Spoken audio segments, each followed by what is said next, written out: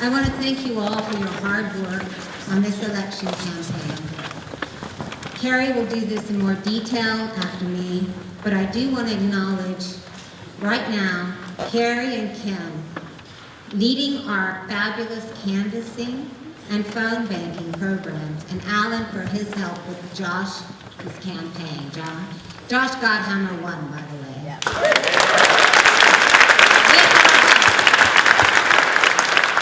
And I want to say, Blue Wave NJ kicked ass this election.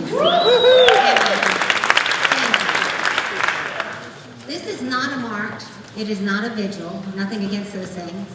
It is not a wake. It's not a shiva. It's partly that, but it's a call to action. Because after we mourn, we have to get to work. Too much is at stake.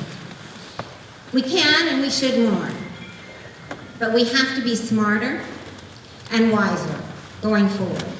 And most importantly, united. Because united, we will move forward. We all have opinions of what went wrong in this very close election. We can blame the Electoral College system, which ignores the popular vote. We can blame the FBI, the media, the pollsters. We can blame the weakness of the candidate. The lack of an economic message to the Rust Belt. We can blame the Democrats' identity politics that have ignored whites, particularly those that continue to struggle. We can even blame the timing of the ACA insurance rate rises. There's much to blame. Certainly inadequate ground game for me and others that were out there every day. But focusing just on these, right, is not our goal here. We want to learn from our mistakes, but we also want to move forward.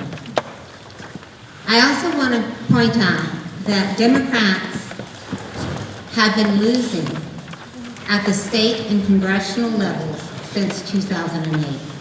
And too often we center just on the presidential election. And Obama's wins mask the weakness of our party's strategy.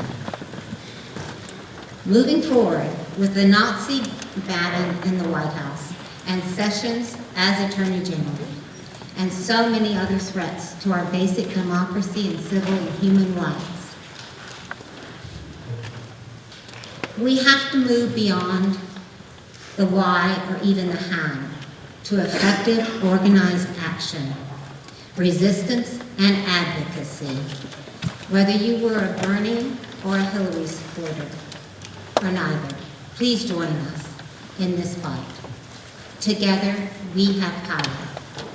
Over the short term, we will be required to play defense on the national level, providing sanctuaries for legal defense teams, joining national boycotts, effective protests, and demanding that Democratic legislators stand firm against the onslaught. This can be accomplished by coordinated actions across all groups, and Blue Wave will be part of it. At the same time, we need to have a long game outlining how we win. We need a 50-state strategy. This is not necessarily an endorsement of Howard Dean, but we do need a 50-state strategy. We need to get back in those Rust Belt states. And we need a strategy for electing more progressives to office outside of the coastlines. We need better election strategies and a better message. The party needs to be reformed. Finally, we need to go on the offense in blue and even purple states, starting with New Jersey next year. Let's make New Jersey a beacon of light. Let it shine across the entire country.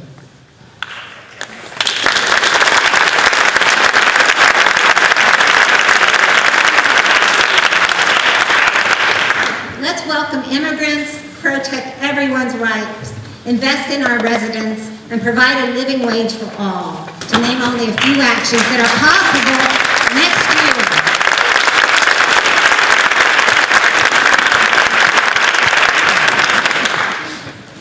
I want to welcome our distinguished speakers, Ambassador Murphy, to talk about national action as well as actions he will take if he becomes governor in New Jersey.